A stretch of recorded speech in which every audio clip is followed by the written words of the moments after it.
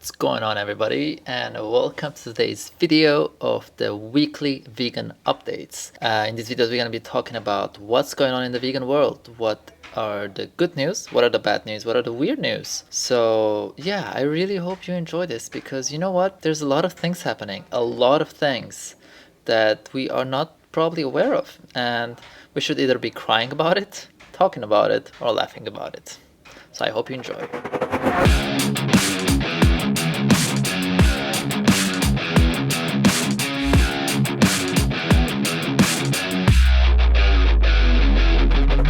Let's start with the bad news, shall we? $1 million a minute. The farming subsidies destroying the world. $1 million a minute. For those of you who don't know, the subsidies are the taxes that are used by the government to fund an industry or to help an industry to make the products cheaper. Now, the farming industry gets $1 million a minute. Every single minute, our taxes are going to the animal agriculture industry that is killing animals, destroying our health, destroying the environment. So this new report, the article was posted by The Guardian, says that a series of major recent reports have concluded the world's food system is broken. It is driving the planet towards climate catastrophe while leaving billions of people either underfed or overweight. 130 national academies of science and medicine concluded in November. 130. Another report found that avoiding meat and dairy was the single biggest way to reduce your environmental impact on the planet, with livestock using 83% of farmland to produce just 18% of calories. The Planetary Health Diet, published by scientists in January, requires an 80% cut in the red meat eaten by Europeans and North Americans. Adopting this diet in coming decades would mean 60% of today's pasture could be used for the wildlife or other purposes, an area similar to the size of Brazil. Alright, so basically what is happening is that the governments are paying millions and billions and trillions of dollars to the animal agriculture industry. What that means is that it's very difficult for this industry to actually rely on supply and demand, which is a horrible thing, because although the number of vegans is growing, so are the numbers of animals getting killed, because the industry is not really feeling it on their skin. They're not really getting the losses they should be getting. Now, don't get disencouraged. Don't think that what you're doing is useless or that you're never going to be able to change anything. This only means we have to also use other methods of activism, not only street outreach, not only changing the demand, not only raising awareness, but also working against these subsidies or working for subsidies for farmers to change what they're doing. Now, an amazing group of activists that is already doing this is the Vegan Justice League. They are using their own money and some fundraising money or some donations to actually start lobbying to help farmers switch from animal farming to plant farming. How amazing is that? So definitely check them out. Vegan Justice League. I think this is one of the most important methods of activism. So this is quite horrible, yeah? $1 million a minute. And this means whether you're vegan or not, your tax is going to that. And they're literally destroying the earth and killing billions and trillions of animals. So yeah, I know it's quite an intense start, but don't worry, I've kept some funny and good news at the end. The next one is weird news. So basically there has been a study by a company called HelloFresh, and they asked over 2,000 British people questions about where their food comes from, and it turns out that 22% of Brits think goat's milk is vegan. This is not good. 22% of them. Alright, now obviously the number is small. 2,000 people, not a big study, but still 22%, that's a lot of people. It also says that 1 in 5 participants think that chicken eggs were also suitable for veganism, and 10% of respondents thought that tofu was a type of mushroom. We really have a lot of education to do, don't we? Now, it doesn't stop there. More than 1 million Brits think cows make bacon. How the hell could you think that? Now, actually, think about it. If we are going to be using words like bacon and ham and steak, we are literally making the flesh of the animal become a different thing. Like, we are completely disconnecting them.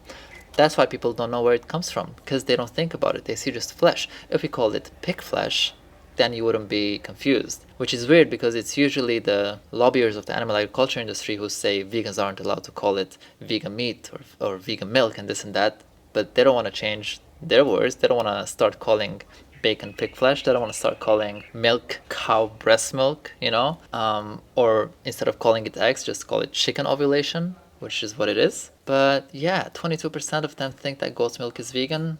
20% think that chicken eggs are vegan. 10% think tofu is a mushroom. That's quite weird, eh? Now, next one. Vegan LGBTQ focused cruise to set sail next year. How weird is that? I mean, first I thought it's kind of weird to use veganism and the LGBTQ struggle to make money. But you know what? I didn't think that long until I realized the cruise. I mean, it's a cruise.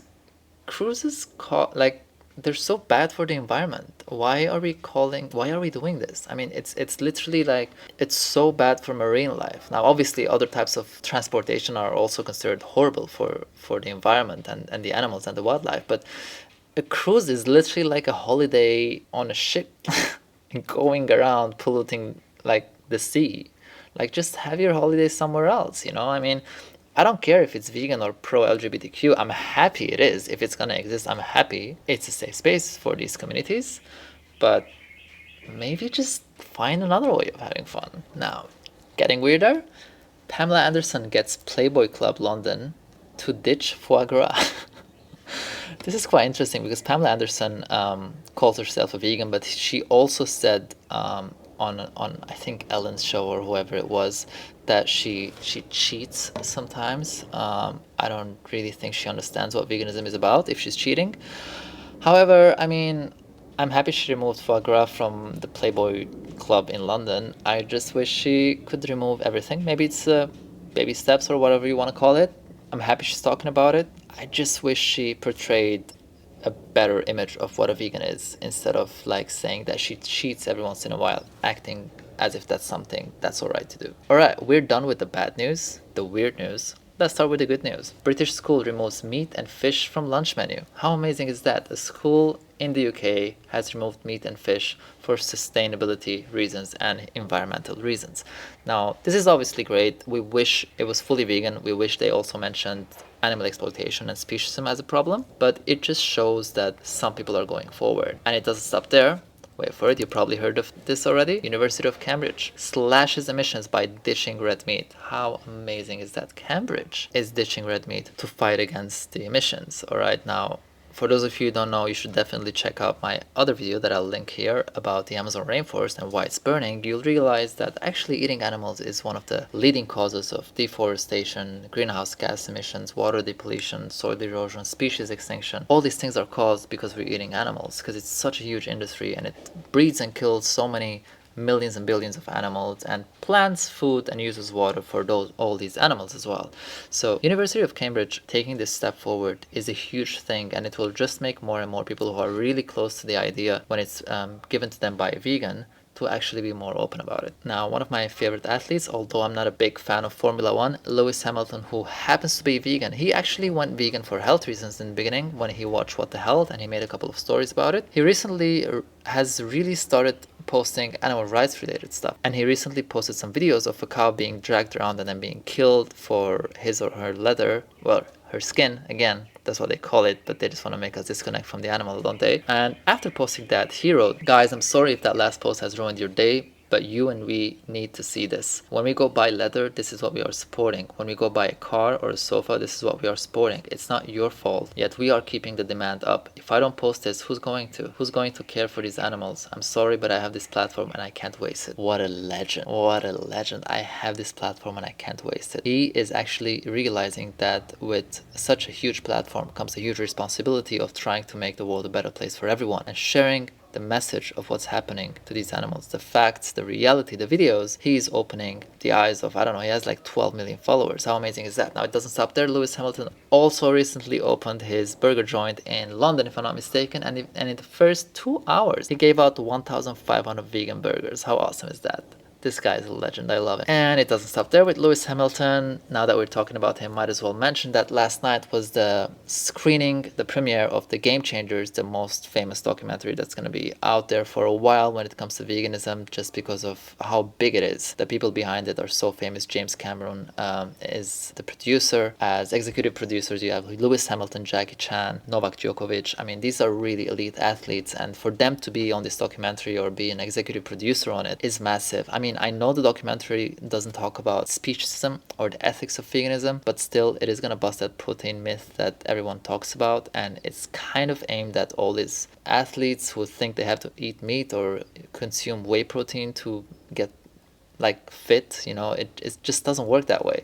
So for them to do this is absolutely amazing. If you watch The Game Changers, comment below what you think about it, because I missed it. And I'm so bummed because I did send them an email to host a screening here, but they didn't reply. Probably I sent it too late. It's alright. Now, for the good news, Jaden Smith, who is Will Smith's son, actually has a food truck, which is called the I Love You truck. And he goes around giving free vegan food for the homeless. What a legend, right? I mean, the fact that these people do it, I mean, obviously these are things that we should all be doing whenever we can, but you know, so many celebrities and rich people get caught up in money and fame and ego that they just don't do it. And for him to use his power and financial stability, let's say, or privilege to help the homeless and at the same time keeping it vegan for the animals is absolutely amazing. Now, it doesn't stop there. Just a few days ago, ASAP Rocky joined him at the food truck. How amazing is that? Check out this video.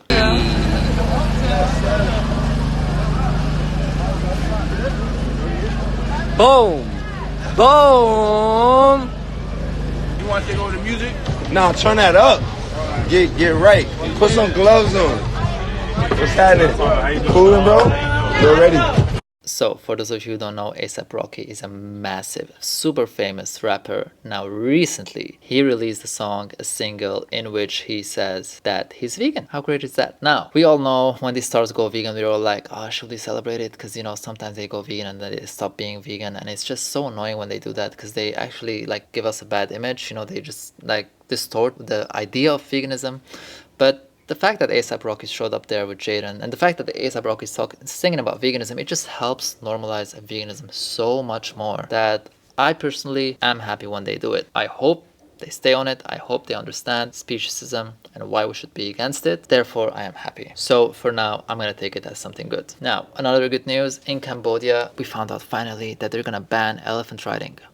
Woo! Now, within our good news, Cambodia will ban elephant rides at Angkor Wat in 2020. How awesome is that? Over 2.5 million tourists visit the temple complex every single year. However, soon the 14 elephants at Angkor Wat will no longer be overworked for the sake of tourism, as the Angkor Elephant Group Committee has confirmed they will be moved to a conservation and breeding center by early 2020. Finally, it's 2020 almost, and we're still riding other animals. I mean, doesn't stop at elephants. You know, you got people riding horses, you got people riding just any animal they can ride, camels, I don't know, anything. People putting ponies in shows or like fairs or festivals so that their kids can ride. That's not okay. You have two legs, use them. You want to ride something, get a bicycle, get a snowboard, get a skateboard, whatever you want. There's so many things you can ride. Stop riding animals. Now, to finish it off, I have some beautiful news for you. America's obsession with oat milk is hurting the dairy industry. The Dairy Farmers of America, which represents roughly 30% of milk producers in the US, revealed this month that its total sales in 2018 had dropped by roughly $1.1 billion.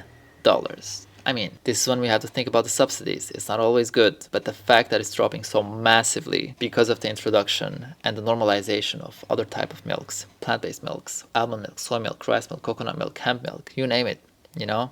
People are just ditching dairy because it's not made for us. So if you had a bad day, keep in mind that the dairy industry is slowly falling apart. Now, before someone jumps into the comment section and says, oh, what about the farmers? We're not against the farmers. We want them to farm plants. We want them to switch their business. Now, if you care about the farmers, if you don't want these farmers to drop out of business and be broke and have financial difficulties, maybe you should join the Vegan Justice League or donate a couple of bucks or whatever you can to them, or share their crowd funds or links for people to help out, because they are lobbying so that these farmers can change their business. And while they do that, they can have subsidies from the government. So they are fighting for the farmers so that when they want to change their business, the government gives them subsidies and help, financial help, to switch to an ethical business. On that note, I wanted to end it with good news. Dairy industry slowly falling apart. Thank you all for your activism. Thank you, Vegan Justice League, for everything you're doing. I wish you the best. Thank you so much for watching this video. I really hope you enjoyed it. I will see you next week. And until then, if you enjoyed it and you want to support my work, check out my Patreon or my website, Ethics Over Habits, where you can find organic clothing, stickers, anything you can think of to spread the word about veganism.